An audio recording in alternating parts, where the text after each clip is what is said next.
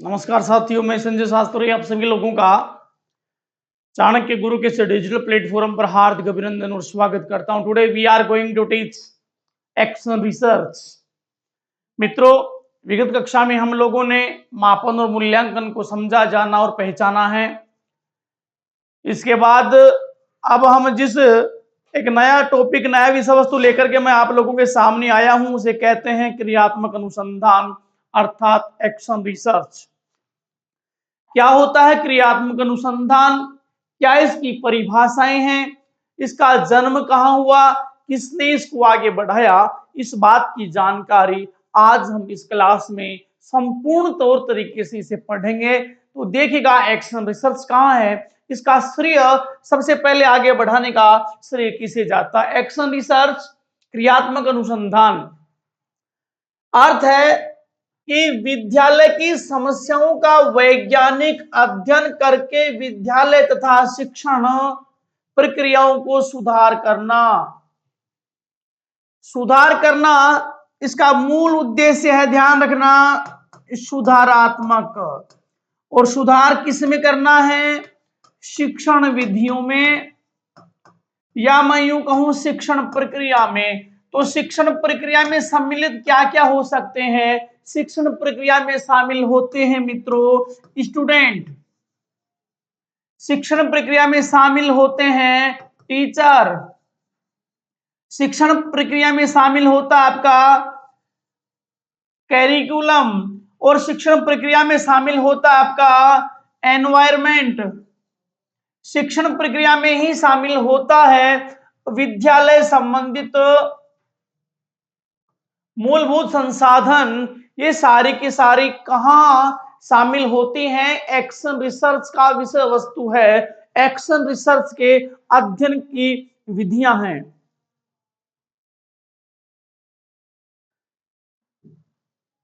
इसे ही हमने कहा है एक्शन रिसर्च।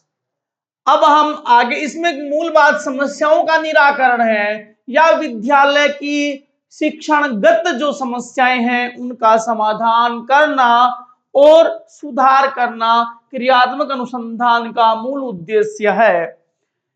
इसकी हिस्ट्री के बारे में बात करें मित्रों, क्रियात्मक अनुसंधान को प्रारंभ करने का श्रेय जो है, क्रियात्मक अनुसंधान को प्रारंभ करने का जो श्रेय है वो श्रेय मिला है किसे? अमेरिका को।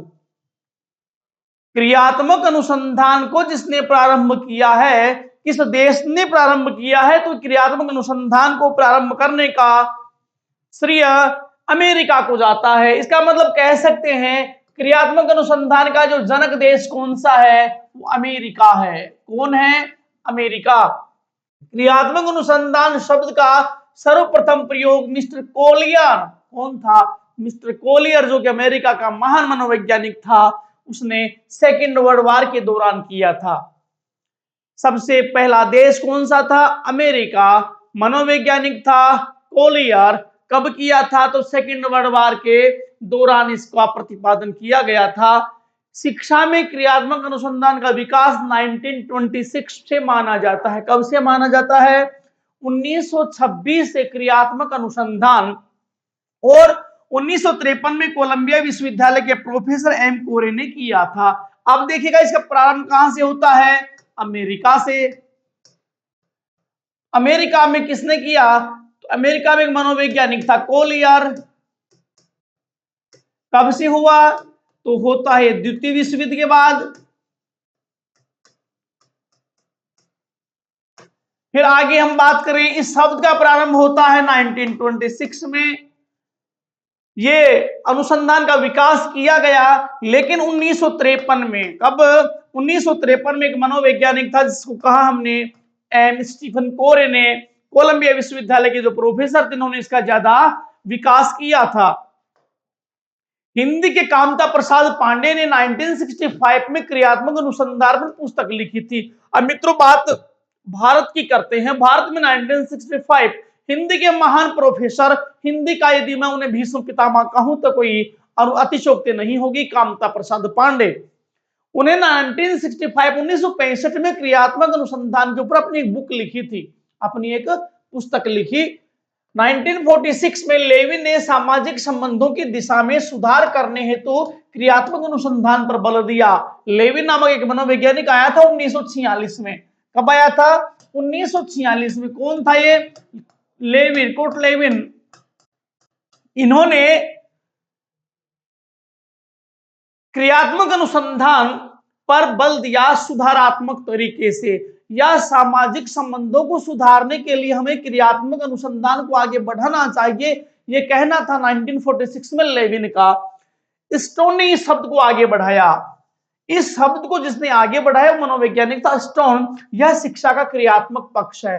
स्टोन कहता है कि जो क्रियात्मक अनुसंधान है ये शिक्षा का एक मित्रों एक्शन प्रोसेस है या क्रियात्मक पक्ष है। क्रियात्मक अनुसंधान के क्षेत्र की हम बात करें, सबसे पहला बालक का व्यवहार।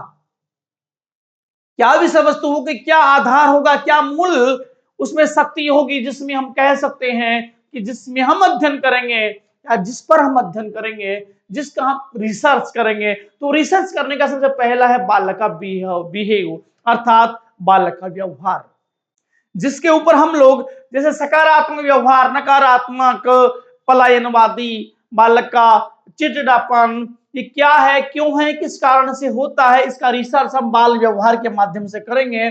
फिर हम देखेंगे शिक्षण, पढ़ाई में क्या समस्याएं हो रही हैं, तो शिक्षण मूल बात आती है शिक्षण की, जिसके माध्यम से हम शिक्षण में आने वाले शिक्षण संबंधित समस्याएं, तो शिक्षण की जो समस्याएं हैं उन समस्याओं का अध्ययन हम इसमें करेंगे। शिक्षण की समस्याएं कौन कौन सी होती हैं, जिस प्रकार से वाचन, जिस प्रकार से देखिएगा शिक्षण की समस्या वाचन, उच्चारण, संज्ञान, स्मृति, यह हम बात करें। फिर इसमें साथ में शिक्षण विधि,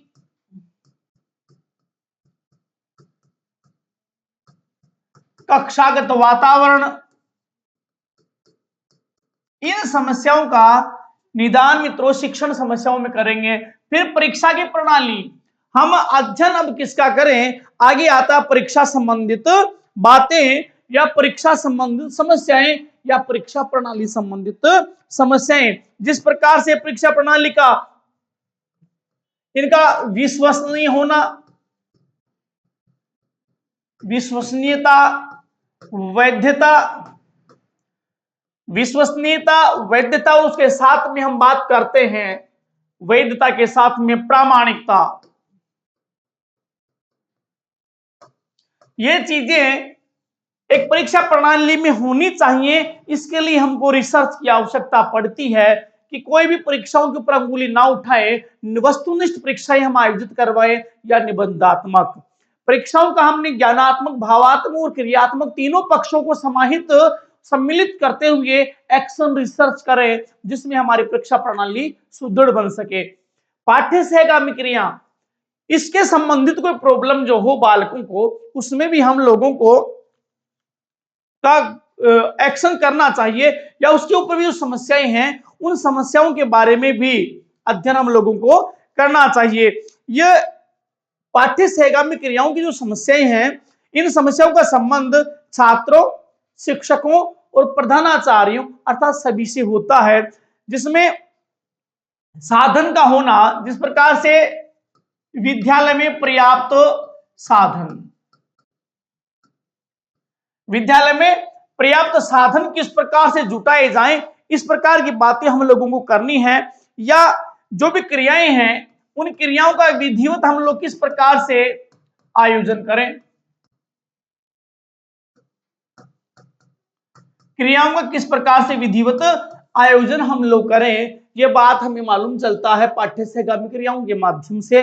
फिर हमने देखा है अगला जो पॉइंट आता है विद्यालय संगठन प्रशासन, अर्थात इन समस्याओं का संबंध मुख्यतः विद्यालय प्रबंधन कमेटी से होता है, जैसे कक्षा कक्ष का अभाव, जैसे धन का अभाव, स्थान का, फर्नीचर का, वाचनालय, प्रयोगशाला, छात्र अध्यापकों में नियंत्रण न होना, तो इसका संबंध स्कूल मैनेजमेंट कमेटी से होता है, जैसे भवन, प्रयोगशाला,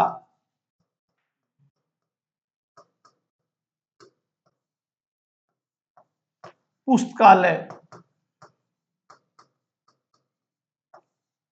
इसके साथ में हम देखते हैं पुस्तकालय, भवन, प्रयोगशाला, स्थान, धन, फिर विद्यालय अनुशासन,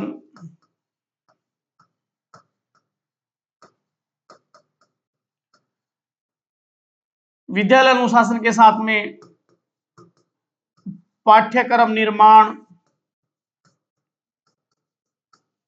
या पाठ्यक्रम निर्माण के साथ साथ में हम लोग देखते हैं कि भवन, प्रयोगशाला, पुस्तकालय, स्थान व धन, विद्यालय में अनुशासन किस प्रकार से लगाया जाए, ये जिम्मेदारी भी स्कूल मैनेजमेंट की बनती है। दूसरी बनती है यहां पर समय सारणी का निर्माण,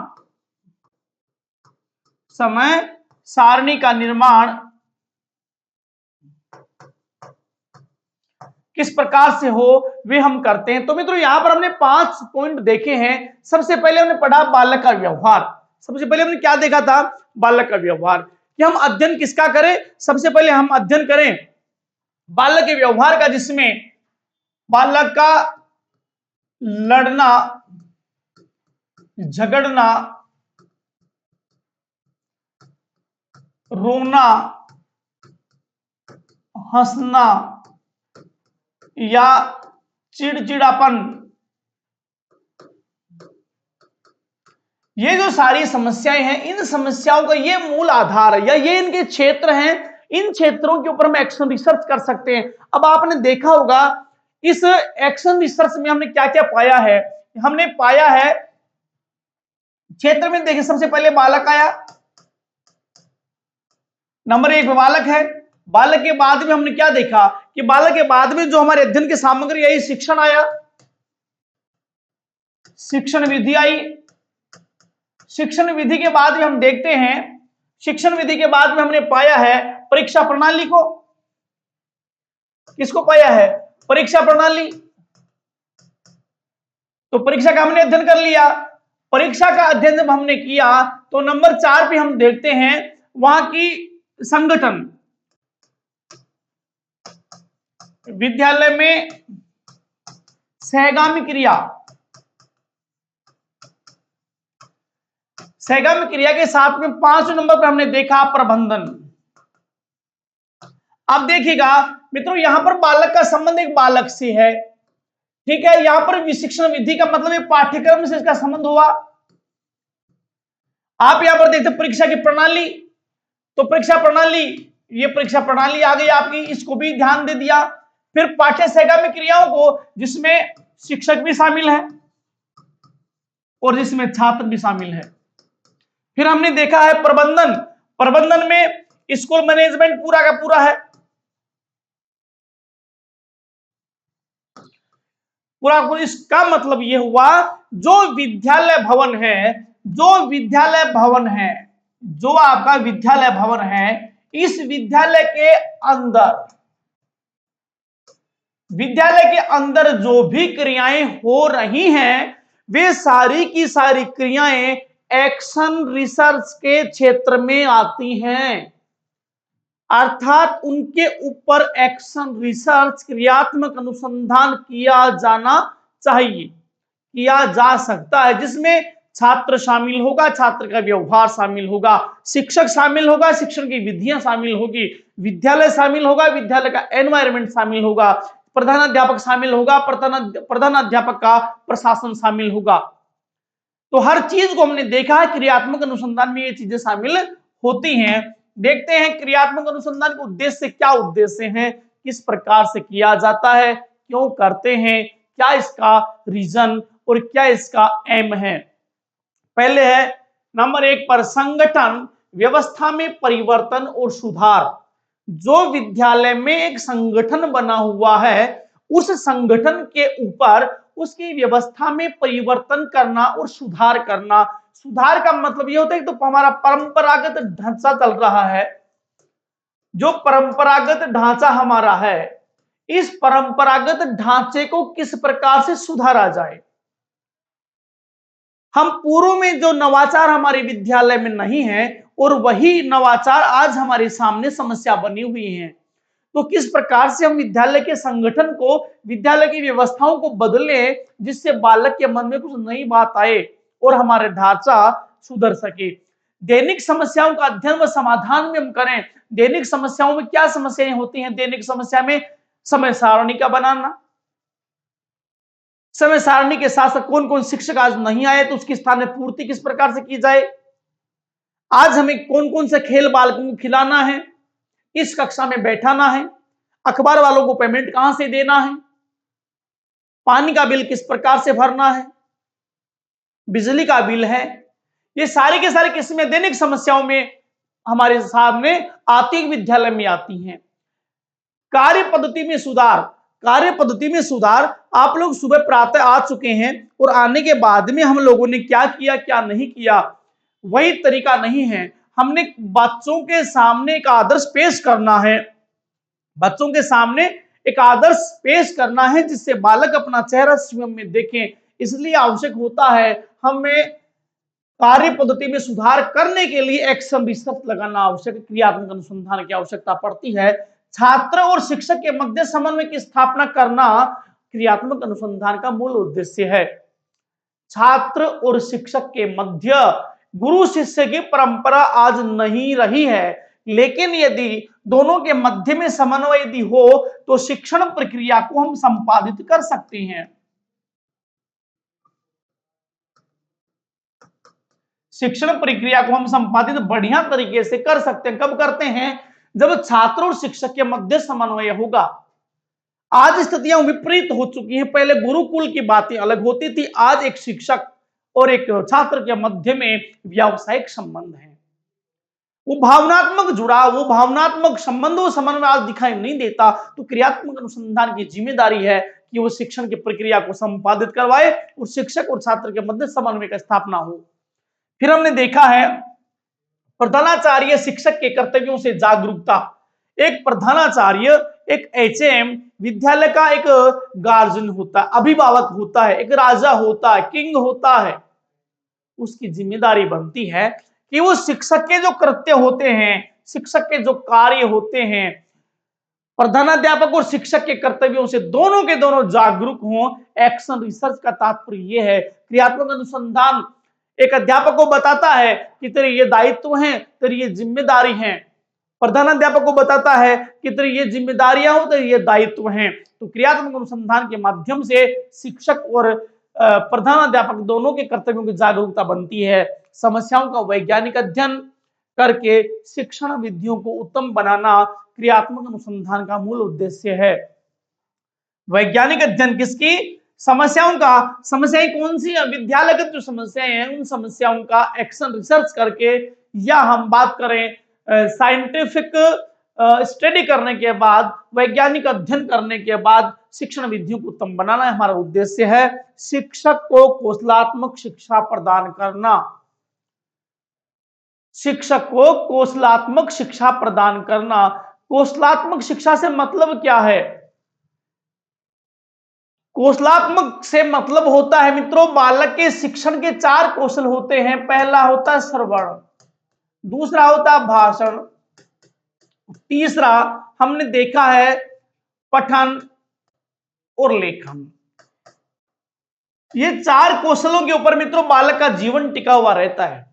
इसी प्रकार से बालक कार्य करता है। तो शिक्षक को चाहिए कि वो भी बालक को इन कौशलों के आधार पर पढ़ाए और स्वयं के कौशल, जो व्याख्यान कौशल है, जो पढ़ाई का शिक्षण कौशल जो उसका है, जो उसका आदर्शात्मक कौशल उसके पास में है, एक अच्छा प्रदर्शन वो कर सकता है, प्रस्तुतिकरण, प्रेजेंटेशन बढ़िया कर सकता है, एक प्रस्तावना बहुत बढ़िया कर सकता है जिससे अट्रैक्टिव हो, बालक प्रभावित हो। उन कौशलों का विकास करना, साथ में व्यावसायिक दक्षता भी। आपने ग्रुप टीचिंग को देखा होगा, माइक्रो टीचिंग, सूक्ष्म शिक्षण को सुना होगा आप लोगों ने, एचएसएन की थी। तो उसका मतलब यह था कि शिक्षकों की फौज तैयार करना, एक एक कौशल के ऊपर 5-5 मिनट, 10-10 मिनट उनका पढ़ाना, ये था कि शिक्षक में सभी कौशलों के जो कौशल होते हैं शिक्षण के, इन सारे के सारे कौशलों का विकास शिक्षक के माइंड में होना चाहिए। अब क्या महत्व है, what importance of the action research, action research का क्या महत्व है। यह विद्यालय की कार्य प्रणाली में संशोधन और सुधार करता है। क्या करता है, यह विद्यालय की कार्य प्रणाली में संशोधन और सुधार करता है। संशोधन और सुधार एक्शन रिसर्च के माध्यम से होता है। यह विद्यालय में जनतंत्रात्मक मूल्यों, डेमोक्रेसी, कार्य का केंद्रीकरण नहीं बल्कि कार्य का विकेंद्रीकरण चाहता है, जहां पर डेमोक्रेसी जो मूल्य हैं उनकी स्थापना पर बल देता है। यह विद्यालय के यांत्रिक और परंपरागत वातावरण को समाप्त करने का प्रयत्न भी करता है। विद्यालय के यांत्रिक और परंपरागत वातावरण को समाप्त करने पर बल देता है। यांत्रिकता का मतलब होता है बालक को रटना, केवल रट के समझाना नहीं। यह कहता है, एक्शन रिसर्च का तात्पर्य है कि बालक किस प्रकार से समझ को बढ़ाए, ना कि रटने को बढ़ाए। तो रटना क्या है, रटना मित्रों की यांत्रिक क्रिया है। परंपरागत जो रटना है हमने पढ़ा रहे हैं बालक को पुरानी ढर्रे से नहीं। अब यहां पर क्या है, वातावरण को समाप्त करने पर बल देता है। यह बात कहता है नवाचारों की, यह बात करता है विद्यालय में स्मार्ट क्लास की, यह बात करता है बड़ी लाइब्रेरी की, जो डिजिटल लाइब्रेरी हो। बालक कुछ नया सीखे, बालक विद्यालय की लाइब्रेरी में बैठा बैठा पूरा विश्व से जुड़ जाए, इस प्रकार की बात करता है एक्शन रिसर्च। ये इसका इंपोर्टेंस है। ये विद्यालय के शिक्षकों और प्रधानाचार्यों को दैनिक अनुभव को संगठित करने और उनसे लाभ उठाने के लिए प्रेरित भी करता है। दैनिक अनुभव आज मैंने पढ़ाया, मित्रों ध्यान रखना, शिक्षण एक ऐसा कौशल है जिसमें रोज नए नए अनुभवों का सामना हमें करना पड़ता है। विद्यालय का मैनेजमेंट एक अलग विषय है जिसके माध्यम से हम लोग क्या करते हैं क्या नहीं करते इस बात की जानकारी मिलती है।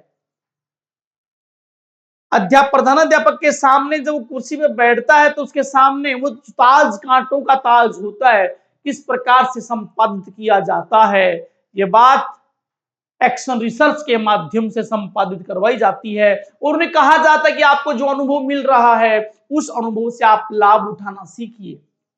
यह विद्यालय प्रबंधकों, छात्र, शिक्षकों, निरीक्षकों आदि की समस्याओं का व्यावहारिक समाधान करता है कि हमें किस प्रकार से विद्यालय में रहना है, हमें किस प्रकार से विद्यालय में रह करके जो हमारी समस्याएं उन समस्याओं का समाधान किस प्रकार से करें। ध्यान रखिएगा, ये एक्शन रिसर्च कर कौन रहा है, एक्शन रिसर्च विद्यालय के आंतरिक लोग ही करते हैं, ना कि कोई बाहरी आता है और प्रेरित करता है कि आपने जो गलती की उसे कुछ सीखने का प्रयत्न और प्रयास भी आप कीजिए। मान्यताओं के अनुकूल बनाकर यह पाठ्यक्रम को समाज की मांगों, मूल्यों, मान्यताओं के अनुकूल बनाकर विद्यालय को समाज का लघु रूप बनाने की चेष्टा करता है, छोटा रूप। यह पाठ्यक्रम को समाज की मांगों के अनुकूल, मूल्यों के अनुकूल और मान्यताओं के अनुकूल बनाकर विद्यालय को समाज का लघु रूप या लघु समाज बनाने का प्रयत्न करता है एक्शन रिसर्च, जिसमें समाज की मान्यताएं हों, समाज के मूल्य हों, समाज की आवश्यकता हो और समाज की मांग हो। उसके आधार पर पाठ्यक्रम का निर्माण और उसी के आधार पर शिक्षण की विधियों को हम किस प्रकार से संपादित करें, यह छात्रों की चतुर्मुखी उन्नति के लिए विद्यालय की क्रियाओं का प्रभावपूर्ण आयोजन करवाता है। विद्यालय की प्रभावपूर्ण क्रियाओं का आयोजन या प्रभावपूर्ण विधियों का आयोजन करवाने के लिए छात्रों को प्रेरित करता है। इसका मूल उद्देश्य है छात्रों की चतुर्मुखी उन्नति या सर्वांगीण विकास। यह शिक्षकों में पारस्परिक प्रेम, सहयोग और सद्भावना की भावनाओं का विकास करता है। मित्रों कई बार क्या होता है, विद्यालय में हमने लघु खंड कहा है, समाज का छोटा टुकड़ा समाज का एक विद्यालय होता है। यही मित्रों सामाजिकरण की पहली धुरी जो होती है वो परिवार है। सामाजिकरण की दूसरी धुरी विद्यालय है और सामाजिकरण की तीसरी स्टेज समाज है। कभी कभी विद्यालय में ऐसे से शिक्षक भी आ जाते हैं, रोज उनमें लड़ाई हो जाती है, मनमुटाव हो जाता, तनाव हो जाता है, हर बात को लेकर के झगड़ा करने बैठ जाते हैं। कई बार विद्यालय में ऐसी स्थितियां बन जाती हैं, प्रधान अध्यापक को बीच बचाव करना पड़ता है, कभी कभी तो प्रधान अध्यापक के साथ भी ऐसा हो जाता है। तो एक्शन रिसर्च क्या कहता है? एक्शन रिसर्च का तात्पर्य यह है कि प्रधानाध्यापक में, शिक्षकों में आपसी वैमनस्यता को दूर करने के साथ, आपसी भेदभाव को मिटाने के साथ, उनके मध्य, शिक्षकों के मध्य सद्भावना किस प्रकार से पैदा हो, यह बात कहता है आपका एक्शन रिसर्च। किस प्रकार से उनमें तारतम्य बने, किस प्रकार से उनमें आपसी भाव जागृत हो। यह शिक्षकों, प्रधानाचार्यों, प्रबंधकों, प्रशासकों आदि को वैज्ञानिक और वस्तुनिष्ठ विधियों को अपनाने के लिए प्रोत्साहित करके मूल्यांकन में परिवर्तन और सुधार करता है। यह शिक्षकों, प्रधानाचार्यों, प्रबंधकों या विद्यालय के मैनेजमेंट कमेटी को वैज्ञानिक और वस्तुनिष्ठ विधियों को अपनाने के लिए प्रोत्साहित करती है। कौन सी विधियों? वैज्ञानिक विधियों, वस्तुनिष्ठ विधियों। वस्तुनिष्ठ का मतलब होता है रोचक। रोचक विधि है, सरल हो, आकर्षक हो, तथा इसके साथ में यह वैज्ञानिक भी हो, जिससे वैज्ञानिक का मतलब है बालक के सर्वांगीण विकास में सहायक हो, परिवर्तन करके सुधार करता है। यह सुधार के लिए कहता है। एक्शन रिसर्च का तात्पर्य मात्र और मात्र शैक्षिक गतिविधियों में सुधार है। क्रियात्मक अनुसंधान की सीमाएं या डिमेरिट या इसके दोष कौन कौन से हैं? क्रियात्मक अनुसंधान समाज की व्यावहारिक समस्याओं का अध्ययन करता है। इसका व्यावहारिक समस्याओं का अध्ययन करता है। तथ्यों पर शोधक की अधिक नियंत्रण न होने के कारण इसमें वैज्ञानिकता का अभाव पाया जाता है। इसमें वैज्ञानिकता का अभाव पाया जाता है। क्रियात्मक अनुसंधान समाज की व्यावहारिक समस्याओं का अध्ययन करता है।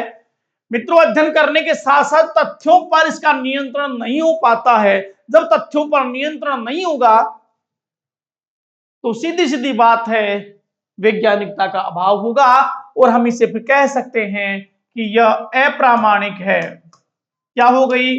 अप्रामाणिक हो जाती है अपने आप में। फिर हम देखते हैं, इसके साथ में हम आगे बढ़ रहे हैं, इसमें वैज्ञानिक विधि का पूर्ण प्रयोग किया जाता है, नहीं किया जाता। किसका? वैज्ञानिक विधि का पूर्ण प्रयोग नहीं किया जाता, अतः पूर्ण शुद्धता का अभाव बना रहता है। कभी कभी जब हम एक्शन रिसर्च करते हैं तो मित्रों, प्रधानाध्यापक हो या शिक्षक हो, पक्षपातपूर्ण व्यवहार करने लगते हैं और वह अपने अनुसार विद्यालय समाज के अकॉर्डिंग नहीं, बालक के अकॉर्डिंग नहीं, बल्कि अपने अकॉर्डिंग समय सारणी का निर्माण कर लेते हैं, जिसमें वैज्ञानिकता नहीं होती है। जब वैज्ञानिकता नहीं होगी तो मित्र शुद्धता भी नहीं होगी और शुद्धता का अभाव इसमें हो जाएगा। प्रत्येक परिस्थिति पर शोधकर्ता का नियंत्रण नहीं होता। जरूरी नहीं कि हर परिस्थिति शोधकर्ता के नियंत्रण में हो। आप एक बालक का अध्ययन कर रहे हैं, बालक की समस्या का अध्ययन कर रहे हैं, आप विद्यालय तक को सीमित हैं। क्या आप क्या बालक के परिवार के संबंध में जानते हैं? क्या आप उसके परिवेश को जानते हैं? क्या जिस वातावरण में वो रहता आप उसे जानते हैं? तो मित्रों, कभी कभी शोधकर्ता के साथ में समस्या होती है और शोधकर्ता यहाँ पर क्या करता है? वो मात्र खाना पूर्ति करना प्रारंभ कर देता है। इसी खाना पूर्ति के कारण हम देखते हैं एक्शन रिसर्च के ऊपर धब्बा लग जाता है या प्रभावित हो जाता है। फिर हम देखते हैं परिभाषाएं। आगे हमने परिभाषाओं को लेकर के पढ़ रहे हैं कि परिभाषा इसकी क्या होनी चाहिए। तो परिभाषा में हमने देखा है, कोरे के अनुसार शिक्षा में क्रिया अनुसंधान प्रयोगकर्ता द्वारा किया जाने वाला अनुसंधान है ताकि वे अपने कार्यों में सुधार कर सकें, ताकि वे अपने कार्यों में सुधार कर सकें।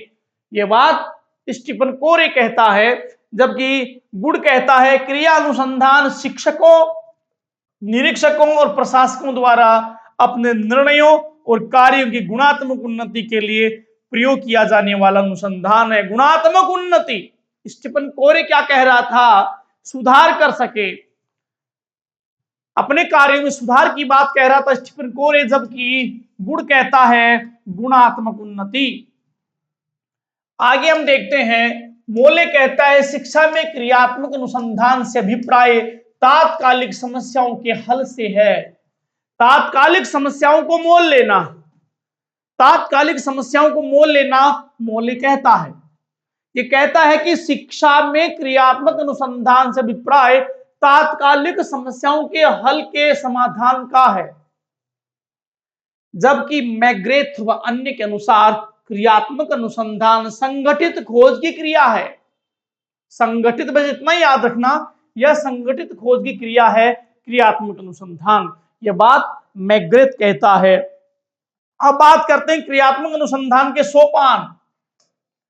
क्रियात्मक अनुसंधान के सोपान कौन कौन से हमें होने चाहिए? नंबर 1 पे हमने देखा है, हमें सबसे पहला है समस्या का ज्ञान। मित्रों, अनुसंधान जब करेंगे जब हमें उसकी समस्या का ज्ञान होगा।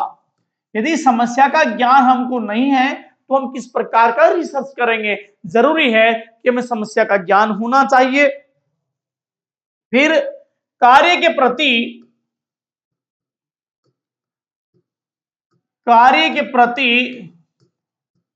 विचार और विमर्श, कार्य के प्रति विचार और विमर्श किस प्रकार से किया जाना चाहिए। फिर योजना का चयन और उपकल्पना का निर्माण, योजना का चयन,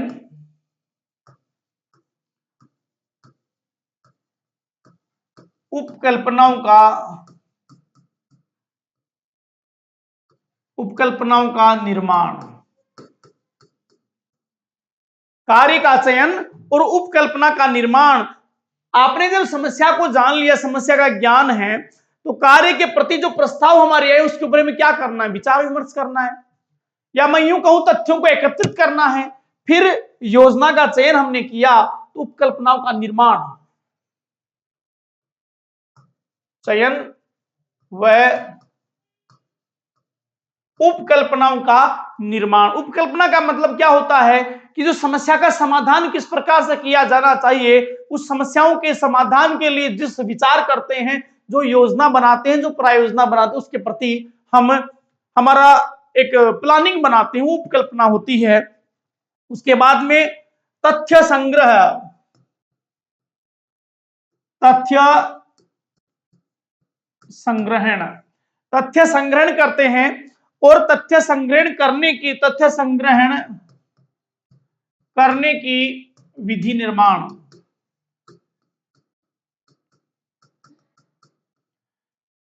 पांच नंबर पे हमने देखा है कि अगला जो सोपान आता है योजना पर, योजना का क्रियान्वयन, योजनाओं का क्रियान्वयन तथा उसके प्रमाणों का संकलन, प्रमाणों का संकलन। प्रमाणों के संकलन के बाद में हमने देखा है नंबर 6, जो तथ्य है, तथ्यों पर आधारित निष्कर्ष, तथ्यों पर आधारित निष्कर्ष पहुंचे हैं। और उसके बाद में हम देखते हैं दूसरे परिणामों की सूचना, दूसरों को परिणामों की सूचना। यहां देखिएगा, पहला है हमने समस्या का ज्ञान हमने प्राप्त किया। समस्या का जब ज्ञान प्राप्त हुआ तो कार्य के जो प्रस्ताव थे उन प्रस्तावों का विचार विमर्श,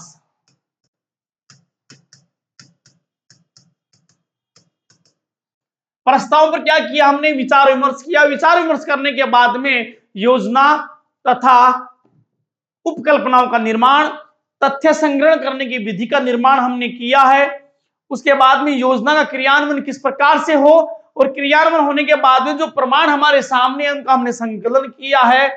फिर तथ्यों पर, जिस तथ्यों के ऊपर या किसी नियम के आधार पर हमने निष्कर्ष पे पहुंचे हैं और उस निष्कर्ष जो रिजल्ट आए हैं उस रिजल्ट को हम दूसरों तक पहुंचाएं। यही मूल बात होती है। क्रिया का अनुसंधान का सबसे लास्ट का जो सोपान है, सातवां अंतिम सोपान, दूसरे व्यक्तियों को योजना की सूचना देना ही क्रियात्मक अनुसंधान का मित्रों मूल उद्देश्य है। अब हम देखते हैं, आप लोगों ने सबसे पहले देख चुके हैं कि किस प्रकार से क्रियात्मक अनुसंधान होता है और किस प्रकार से किया जाए। मैं आप लोगों को हर चीज डिटेल में बता चुका हूं। इसकी हिस्ट्री के बारे में हमने पढ़े हैं, इसका क्या महत्व है, क्या इसके क्षेत्र हैं। तो क्षेत्र में 5 क्षेत्र हमने चुने: बालक, शिक्षण, समस्या, परीक्षा प्रणाली, पाठ्य सहगामी क्रिया और विद्यालय संगठन और प्रशासन। उसके बाद में हमने देखा है इसके उद्देश्य कौन कौन से उसके उद्देश्य होते हैं और क्रियात्मक अनुसंधान का क्या महत्व है। महत्व के साथ में हमने देखा इसकी परिभाषाएं कौन कौन सी हैं, सीमाएं कौन कौन सी हैं। तो मित्रों ये था आज का हमारा क्रियात्मक अनुसंधान की क्लास, जो कि इसमें से महत्वपूर्ण क्वेश्चन जरूर पूछे जाएंगे। मित्रों आप अपनी तैयारी को परखते रहिए। मैं एक नए विषय वस्तु के साथ में आप लोगों के सामने मित्रों उपस्थित होऊंगा। तब तक के लिए आप इसी विषय वस्तु को बेहतरीन तरीके से अपनी तैयारियों को परखते रहिएगा, जांचते रहिएगा और ज्यादा से ज्यादा अपनी सूचनाओं का, डाटाओं का कलेक्शन करते रहिएगा।